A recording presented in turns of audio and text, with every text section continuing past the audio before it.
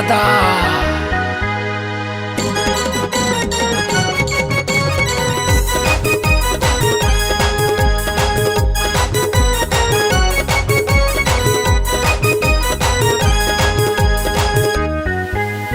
आगी लगावे भाई।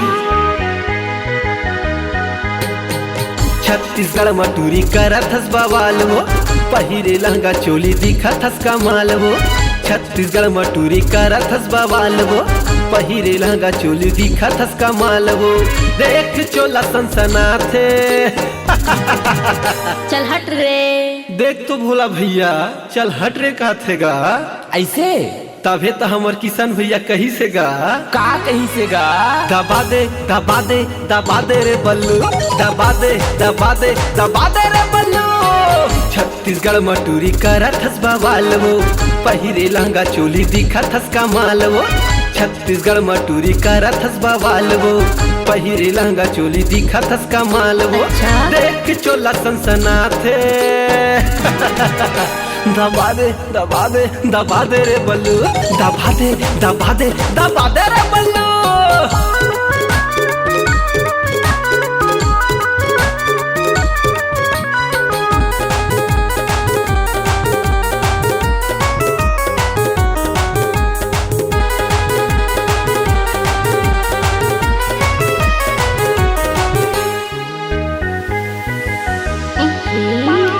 थस नहीं रे। धरी ऊपर हाथ तोर झम झम है, कन्हा दिखत है तोर पातर। लाली ओटल रस चुचुआए तो देह दिखे चिकन चातर। का बताऊं इला रे? कंट्रोल कर भाई, कंट्रोल कर।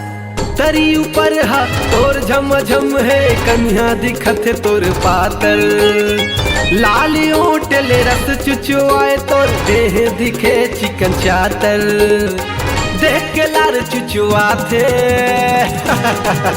अरे चुचुआथे तो चुचवान देना। शिवनंदन और गज्जू भाई तो हे पोछैया। तभे कही गज्जू भाई कतेक दिन ले पूछत रहे यार, एक खेप दबा के तो देख। चल तब फिर दबा दे दबा दे दबा दे रे गज्जू, दबा दे दबा दे दबा दे रे गज्जू।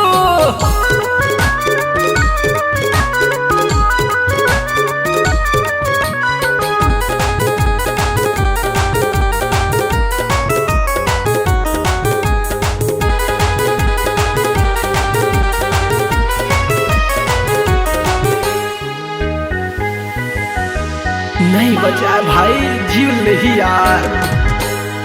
16-17 ले उम्र थोड़ा कम है, दूरी दिखत है न मुझाझर। जेल पाही एला मजा उड़ाही रे, एक मन के आगर। तोर फिर ना मार खावे अपते हैं। 16-17 ले उम्र थोड़ा कम है, दूरी दिखत है न मुझाझर। जेल पाही एला मजा उड़ाही रे, एक मन के आगर। हंस के जिवला जला थे का करे जा भाई? दबा दिया जाए, दबा दिया जाए। दबा दे दबा दे दबा दे रे बल्लू, दबा दे दबा दे दबा दे रे बल्लू। छत्तीसगढ़ मटूरी करत हस बवाल हो, पहिरे लहंगा चोली दिखत हस कमाल हो।